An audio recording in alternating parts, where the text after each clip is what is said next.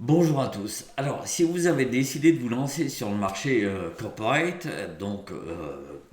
vendre des prestations à des entreprises, alors entreprises, ça peut être des entreprises industrielles, ça peut être des entreprises de services, mais ça peut être des restaurateurs, ça peut être des industries alimentaires, ça peut être des architectes, bref, tout type de professionnels.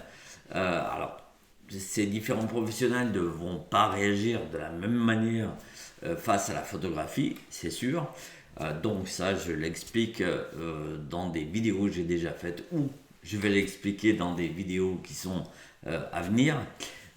Néanmoins, ce qui est le plus important et ce qui est fondamental en différence par rapport à un marché de particulier, c'est que là, vous travaillez, comme je l'ai déjà dit, beaucoup moins sur l'émotion que sur le côté pratique. Parce que là, la photo, en fait, ce qu'il faut comprendre, c'est qu'elle est là pour servir l'entreprise et donc développer, enfin participer au développement du chiffre d'affaires. Alors, le nerf de la guerre dans tout ça, évidemment, comme pour un particulier, c'est évidemment de trouver des clients régulièrement. Alors, aujourd'hui, si vous travaillez, par exemple, si vous faites du mariage, de la famille, etc., vous avez peut-être un studio en centre-ville, vous travaillez peut-être sur, voilà, vous avez peut-être un compte Instagram, etc., qui est assez développé, et donc vos clients vous contactent comme ça parce que vous présentez votre travail. Sur un marché d'entreprise, la méthode, elle est complètement différente. C'est-à-dire que ce n'est pas des gens spontanément, alors ça dépend encore une fois du type de secteur, mais de manière générale, c'est quand même pas des gens qui vont spontanément aller vérifier tous les comptes Instagram des photographes, vérifier leur site, etc., etc. Il va falloir avoir une démarche proactive et ça veut dire que vous devez, vous, être à l'origine de la partie commerciale, de la partie où vous allez décrocher les affaires. Alors, il n'y a rien de compliqué en fait. On se fait toute une montagne voilà, d'avoir des clients entreprises, mais comment faire, où est-ce qu'on va les trouver, etc. Tout ça, ça paraît très compliqué, mais en fait, c'est pas si compliqué que ça.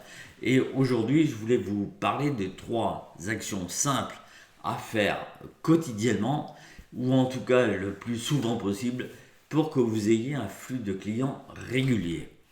C'est ça qui est quand même important, c'est d'avoir un volant d'affaires en fait qui soit continu, parce que c'est ça qui va vous permettre de pouvoir avoir un business florissant, d'investir dans du nouveau matériel si vous avez besoin, d'investir dans différentes choses, enfin bref, de faire avancer les choses. Et donc ça, voilà, ça va dépendre encore plus de vous et de vos actions au quotidien.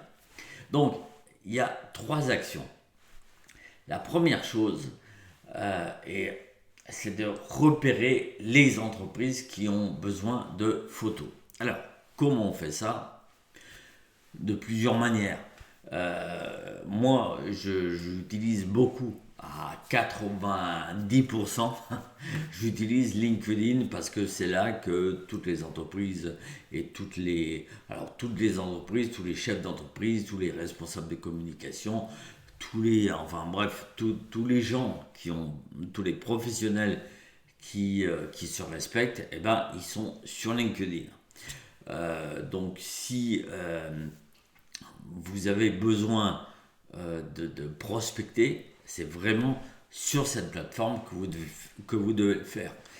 Alors, ça ne vous empêche pas, évidemment, d'avoir un compte Instagram, d'avoir un compte YouTube, etc.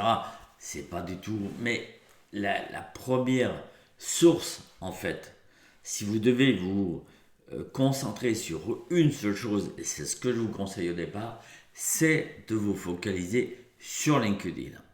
Sur LinkedIn, vous allez faire une recherche par entreprise, par type de personne aussi. Donc, par exemple, des responsables communication ou des dirigeants ou comme pour moi par exemple des avocats ou des notaires, mais ça peut être voilà, plein de gens, des restaurateurs, des architectes, comme je disais, enfin bon, bref, tout un tas de professionnels.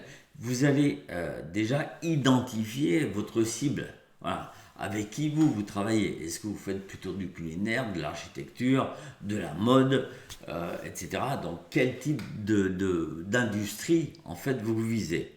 Dans ce type d'industrie, quel est votre interlocuteur. Si vous travaillez comme moi avec des notaires, bon, l'interlocuteur, c'est le notaire. Il n'y a pas un responsable de communication dans une étude notariale. Mais dans une entreprise qui est plus importante, qui va avoir, je sais pas, 50, 100, 200, 300 salariés ou plus, là, il y a quelqu'un qui s'occupe de la communication. Donc, c'est peut-être cette personne qu'il faut aller voir. Si vous faites, je ne sais pas, dans les entreprises, des reportages, par exemple, d'ateliers, bah, peut-être contacter les gens qui sont responsables de projet ou chefs d'atelier. Bref, donc il faut trouver l'interlocuteur en fait qui va être le plus à même d'avoir besoin de vos services. Et ensuite, ce que je vous conseille réellement de faire, c'est de trouver le déclencheur. Parce qu'en fait, une entreprise ne se réveille pas un matin en se disant bah tiens j'ai besoin de photos ou bah tiens je ferais bien des photos, etc. Non, ça correspond toujours à un événement. Comme le particulier, voilà, l'événement déclencheur, ça va être le mariage, ça va être la naissance, voilà, une naissance, ça va être, voilà, il y a toujours un événement déclencheur. Eh bien, en entreprise, il faut trouver l'événement déclencheur. L'événement déclencheur, ça peut être un recrutement, ça peut être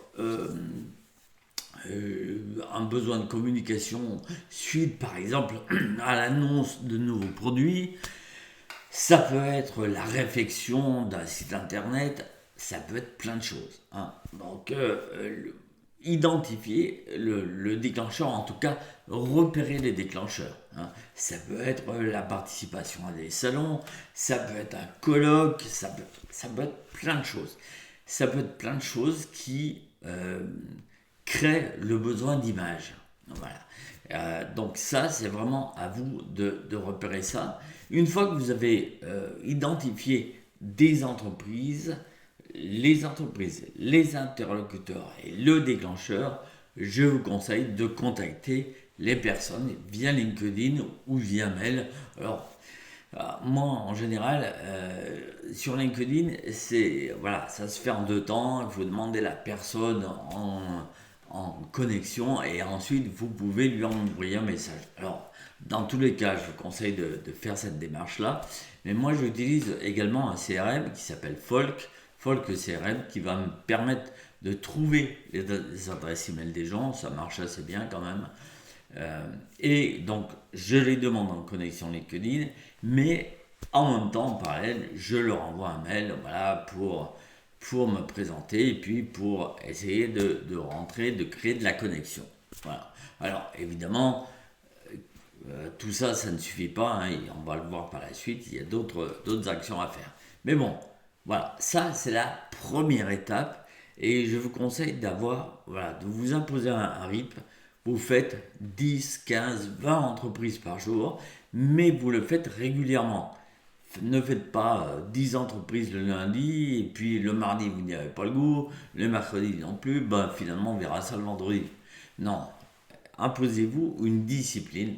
Le matin, quand vous commencez votre journée, vous commencez par prendre 1 heure pour identifier 10 entreprises et envoyer 10 messages. 1 heure, 1 heure et demie, ça va vous... Allez, on va dire un grand 2 heures. Là, on est quand même large. Ça vous prendra peut-être 2 heures au début parce que vous ne savez pas trop. Et puis après, en 2 heures, vous allez identifier 20 entreprises. Bon, bref. Mais vous avez compris. Donc, créer cette régularité. La deuxième chose qui est extrêmement importante et qu'on néglige souvent, c'est la partie réseautage. Moi, je vous conseille de rencontrer les gens.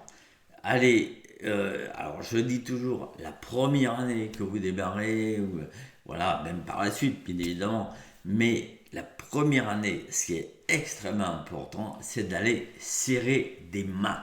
Il faut rencontrer les gens, bonjour, se présenter, etc.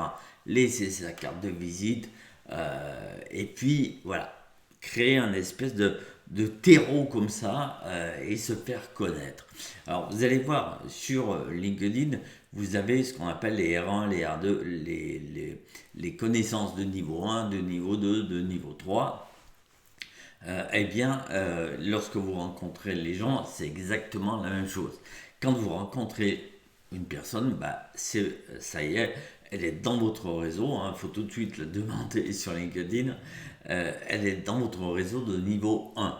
Mais cette personne, elle connaît d'autres personnes que vous ne connaissez pas, évidemment, qui sont de niveau 2. Donc par rapport à vous, c'est votre niveau 2. Et donc ces gens-là, même si vous ne les connaissez pas, la personne que vous avez rencontrée peut vous référer, peut dire ah bah tiens, je connais un tel, c'est un photographe comme ci comme ça, il peut voilà te intervenir sur tel type de prestation, ça peut être intéressant que tu le rencontres, etc. Donc ne négligez pas le réseau, c'est super important, développez-le. Alors il existe de multiples façons de développer, mais participer à un maximum d'événements, aller voir, voilà, je sais pas, il y a un événement sur tel sujet dans votre ville, allez-y, participer à des réseaux d'entreprises, d'entrepreneurs. Bref, il y a des tas et des tas de choses. Donc, renseignez-vous à la chambre de commerce, à la chambre de métier, de partout. Mais vous avez la possibilité de participer à de multiples événements et donc il ne faut pas négliger ça. Et la troisième chose à faire, c'est que tout ça est bien joli, on accumule de la donnée là, c'est-à-dire que on accumule en fait des choses, des rencontres, des connaissances, des liens qu'on a créés, on accumule tout ça, mais maintenant on en fait quoi de tout ça? Eh bien, ce que je vous conseille, c'est de mettre ça dans un CRM. Donc un CRM, c'est un outil qui va vous permettre de, d'enregistrer en fait toutes ces nouvelles données, avec nom, prénom, entreprise, etc., mail, enfin bon, bref, tout ce qu'il faut. Et puis de vous créer ce qu'on appelle un pipe, c'est-à-dire un pipe, c'est un ensemble d'étapes où vous allez dire, bah tiens, cette personne, je viens de la rencontrer, ah, puis elle m'a permis d'avoir accès à une deuxième personne. Et puis cette deuxième personne m'a demandé un devis que je lui ai fait. Ce devis, il est en attente. Et puis il sera signé. Vous voyez, c'est une représentation en fait graphique de l'avancement des choses. Hein. Donc je vous ferai une petite démo un jour sur un CRM. Voilà. Donc ça, c'est super important que vous ayez un CRM pour savoir où vous en êtes. Et puis, tous ces gens que vous avez rencontrés, avec lesquels vous avez créé des liens, ne les laissez pas partir dans la nature. C'est-à-dire que, voilà, imaginons que vous ayez rencontré quelqu'un à un salon, ok, c'est pas en une fois que la personne va se souvenir de vous, etc. Et voilà, il faut créer du lien régulier.